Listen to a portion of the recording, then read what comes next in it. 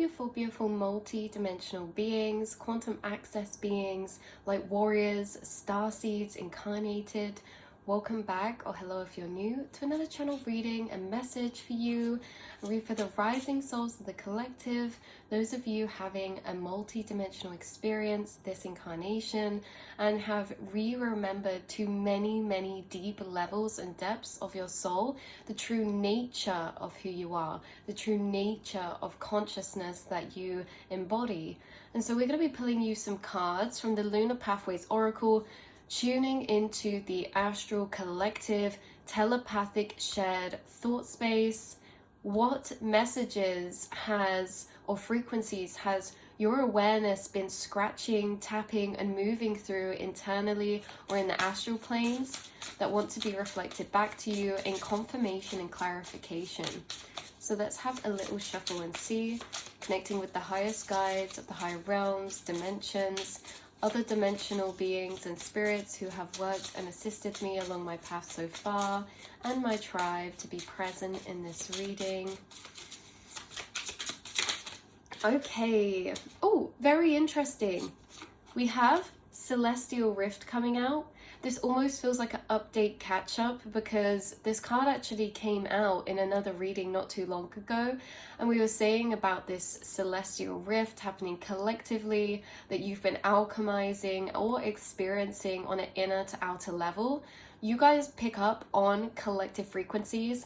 It's almost as if, say there's a frequency that moves through the collective, it echoes into all of our lives in slightly different infinite ways of possibilities of experience. So this is kind of interesting because I'm actually getting a message through that from some sort of cosmic rift, which it says here, cosmic tension comes growth, resolve in a conflict and find balance. So this rift was about some sort of conflicting energy or cognitive dissonance or some sort of clashing within the collective.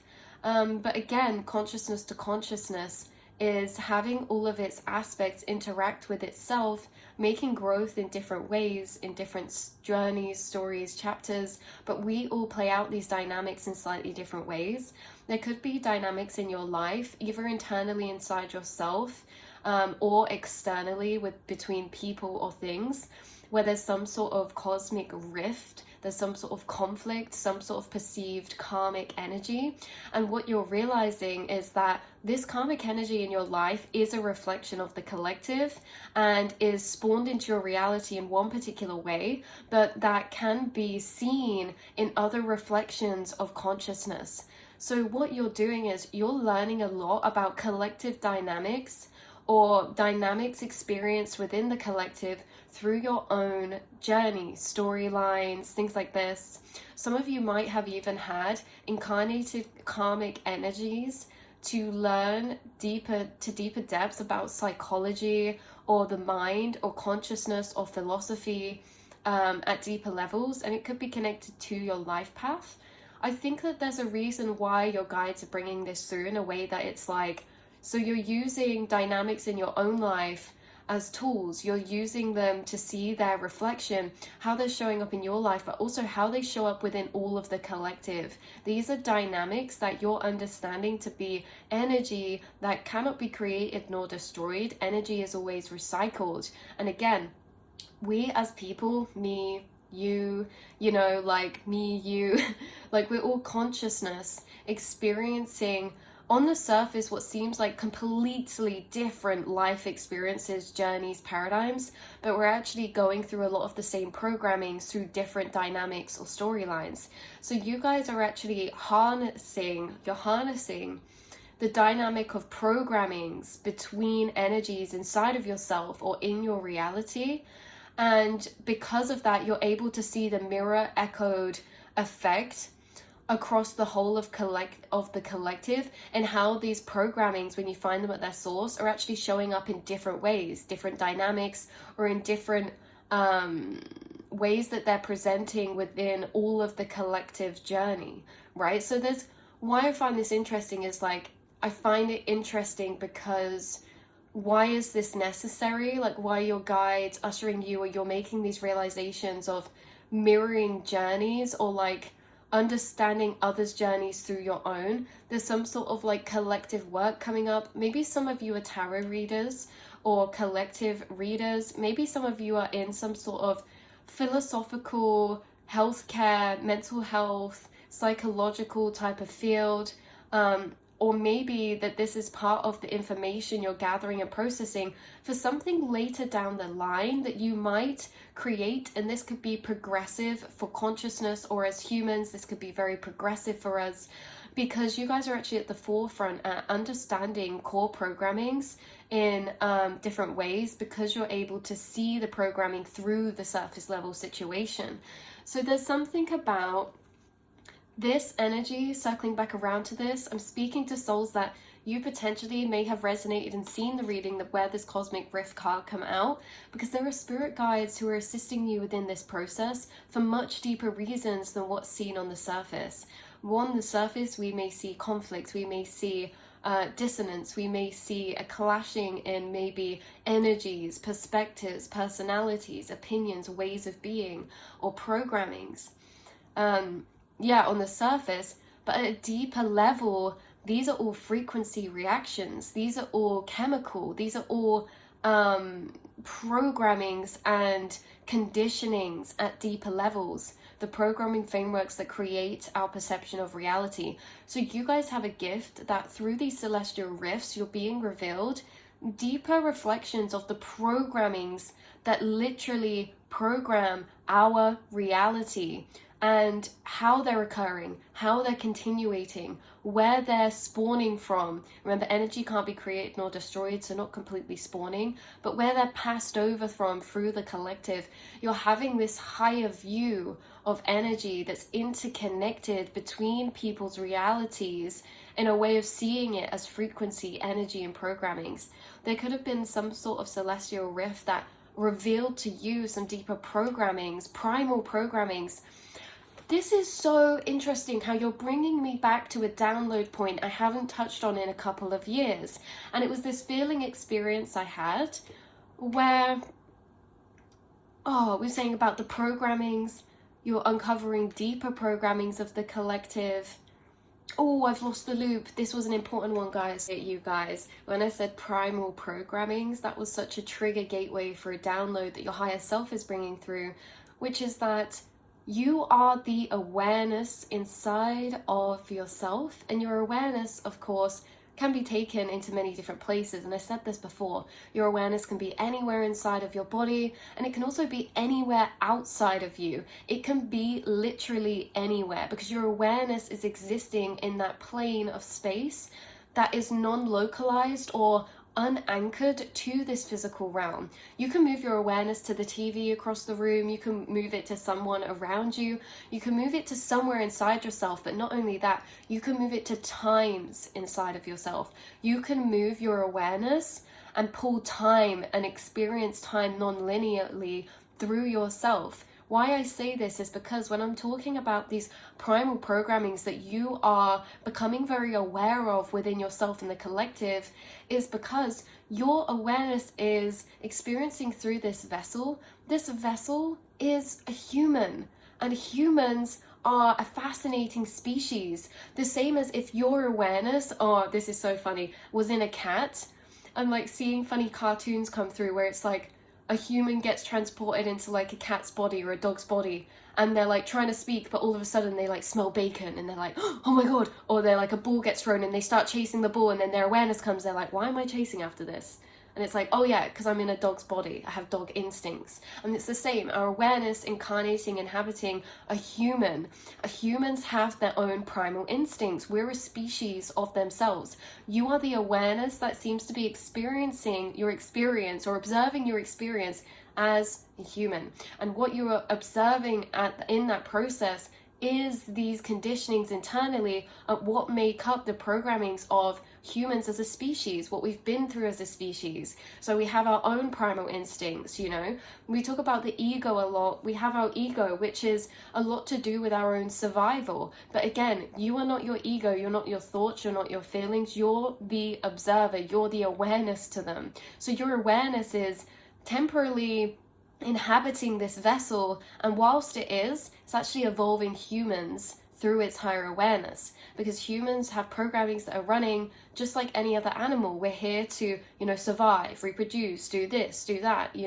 We have this system that's running that is a human, but we also have something separate inside of ourselves that is apart from our human nature, our primal nature, and that is our imagination, that is our curiosity, that is our higher awareness. Again, that can be and take so many different energies, shapes and forms, but it is your awareness. And so what you're doing is you're observing how the human self is operating, and you're getting to know those programmings. You're seeing where they come from, because as you dissect the human you are currently inhabiting, you're dissecting every single human here ever, because humans have a shared experience. We have a shared mental experience or astral experience, and this energy is coming through of, say, octopuses, through DNA. They're passed down survival instincts. Do you think that animals, when they're born, they don't know what they're doing? They don't know what food they eat in the wild. They don't know what plants are safe. They don't know, do we scratch our horns on this post? They either learn through observation, or they're actually passed those instincts in their DNA. And so we as humans, we have instincts, we have things in our DNA that we're actually observing inside of ourselves, this human that we've been incarnated into, experiencing. Our awareness is observing that, and it's picking up a lot about human nature, not just about yourself. Once you learn human nature through yourself, you're learning human nature of other people as well. And some people are predominantly more connected to their human nature, and some people are connected to their human nature as well as actually predominantly residing in connection to their higher awareness, which is the awareness to the human nature, which is this thing that questions, why am I feeling that way? That questions the human nature. It's your inner awareness that say you're hungry and you go and you're like ravishing food. It's the higher awareness that's like, that's a bit like, it makes observations of the human nature. So it's very interesting at how you're understanding that the programmings inside of you, again, you're not your programmings, you're the awareness to them. You're understanding that as a piece of consciousness you are experiencing through a human vessel. And again, just like we say, if you incarnated into a deer or a dog or a fox, you would have other primal instincts that would take over at certain points. But again, you might, if you were in a higher awareness inside that animal, inside that vessel, you might also observe that.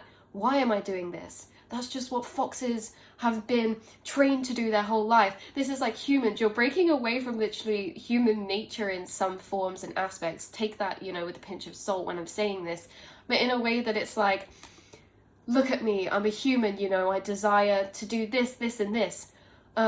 It's just my human desires. Like, I'm programmed to come in this life, to reproduce and to do this. So of course I crave this. Of course I crave this. Well, I don't want to crave that because I understand it's just a part of my primal nature. It's kind of like this energy coming through of like your higher soul self mixed in with you having an experience as a higher consciousness inside of a vessel of a human, inside of that. Because remember, we did not even remember, but you guys know, like, this physical vessel is just an inhabitation for our soul's energy, which is consciousness, which has no form. It's simply awareness. Consciousness is awareness. It has no physical form, but consciousness, like water, moves from glass to glass to glass to glass. So I do find it very interesting about the consciousness that fills up your glass in your vessel, and how it's so observative at a higher drawn out level to what the human is, experiencing human nature internally. And now this has been a process of energy to integrating that human experience, but also, welcoming, understanding that human experience, because the soul higher self, naturally, when becoming aware of it, may have rejected certain aspects of the human experience, and then it welcomes them back in through time. So it's like this ebbing and weaving now of alchemy between the higher soul self and the human experience that we're navigating. And that's what we may be experiencing within this cosmic rift, or how we're seeing this in programmings as well. It's that if there is tension, if there is clashing, it could be primal nature instincts that are interacting with each other, humans as humans, not soul or consciousness to consciousness. So it's very interesting. And I'm also hearing taming. You tame it when you're operating from your higher awareness. If someone else is triggered into their human animalistic nature towards you, whether it's protection, survival, it's like almost this energy of taming, because you know we're working with wild animals. And yeah, this can come out higher self to maybe a triggered, you know, primal instinct also happens simultaneously internally.